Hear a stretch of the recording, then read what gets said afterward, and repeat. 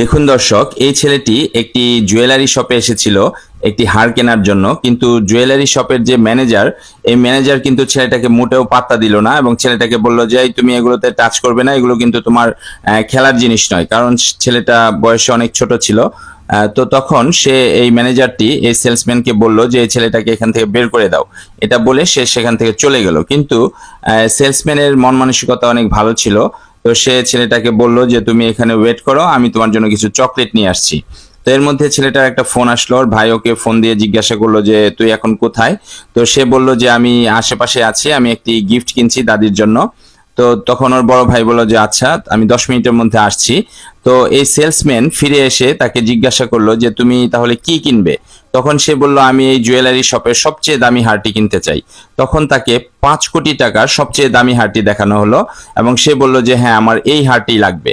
তো সেখানে তখন একজন মডেল চলে আসলো, খুবই নামি দামি মডেল। তো এসে ওই হারটি দেখে সে বলল যে এই হারটি তো সুন্দর, তো এই হারটি আমি কিনতে চাই। তখন এই ছেলেটা বলল যে এই হার তো আমি কিনে ফেলেছি। তখন এই মডেলটা বলল যে এই হার কিনবে, তোমার কাছে এত টাকা আছে, তুমি এত টাকা দিয়ে হার কিনবে কিভাবে। তখন এই ছেলেটা ক্রেডিট কার্ড বের করে সে বলল যে যত টাকাই হোক এই হার আমি কিনবই।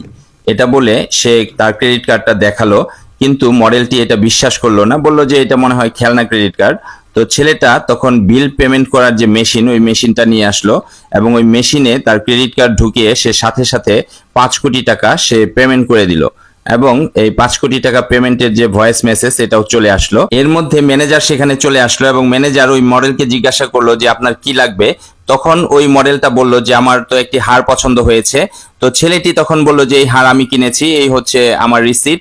তো ম্যানেজার ওই রিসিটটা নিয়ে সে রিসিটটাকে ছিঁড়ে ফেলে দিল, কিন্তু ওই সেলসম্যান এটা দেখে প্রতিবাদ করাতে সেলসম্যানকে সে অপমানিত করলো এবং ওই সেলসম্যান এবং ছেলেটাকে শোরুম থেকে সে বের করে দিতে চাইলো। তো এর মধ্যে ছেলেটার বড় ভাই, যে কোম্পানির মালিক, সে চলে আসলো এবং এসে জিজ্ঞাসা করলো যে কার এত বড় সাহস যে আমার ভাইকে এখান থেকে বের করে দেয়। দর্শক, ভিডিওটি কেমন লেগেছে অবশ্যই জানাবেন, আর ভালো লাগলে অবশ্যই শেয়ার করে দেবেন।